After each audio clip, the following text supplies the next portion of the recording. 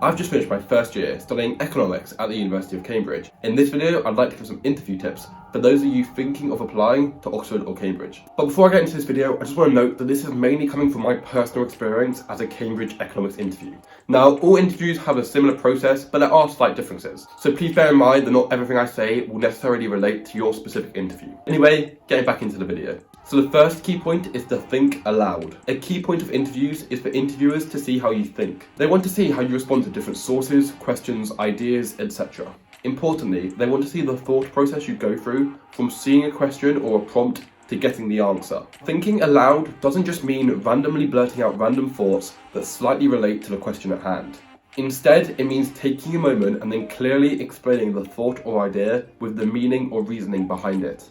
It really is the case that showing you're working, explaining how you got your answer, is more important than the actual answer itself. The second big thing is to be engaged.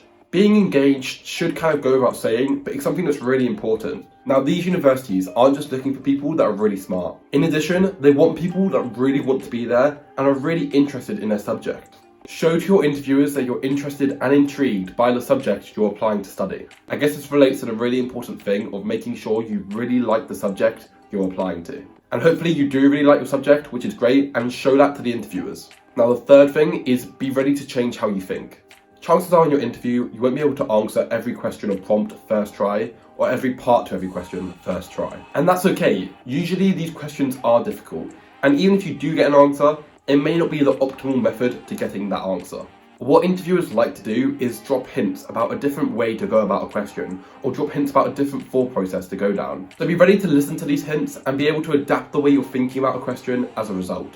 And as a side note, this process of kind of dropping hints is what they do in supervisions and tutorials. Supervisors and tutors don't just want to spoon feed you the answers. Instead, they want to make you think and get there by yourself, and they do that by dropping hints. And number 4 is be okay with being wrong. Don't view the interview as the objective is to get everything right, or that getting something wrong is bad in any way.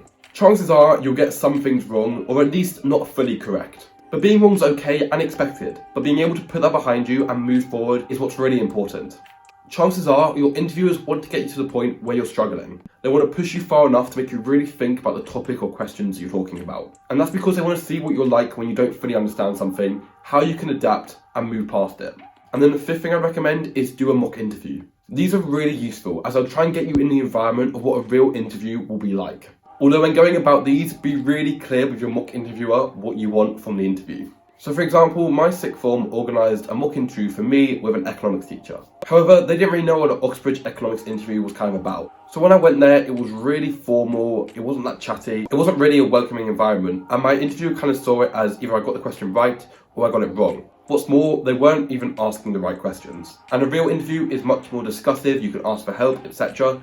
This was very formal, more like a job interview I'd expect. Anyway, that wasn't really helpful. So clearly state to your mock interviewer what you want from the session and what the vibe should be. The next thing I want to talk about is personal statements. Now, some interviews bring up personal statements, others don't. For me personally, my personal statement wasn't even mentioned. That being said, I would recommend going over the things you talked about in your personal statement for if the interviewers do bring it up in the interview. Just being able to talk about the books you've read or the things you've done in your personal statement when asked. And finally, try and do some research for your interview. Look online and see if the specific college you're applying to has any information about what their interviews are like. Alternatively, if you have a connection with someone at the university or a specific college, you can just ask them what the interviews were like. This should hopefully lower your nerves a bit, make you a bit more relaxed going into the interview. So that rounds it up. If you do have an interview coming up, best of luck, I hope it goes well, and thank you for watching this video.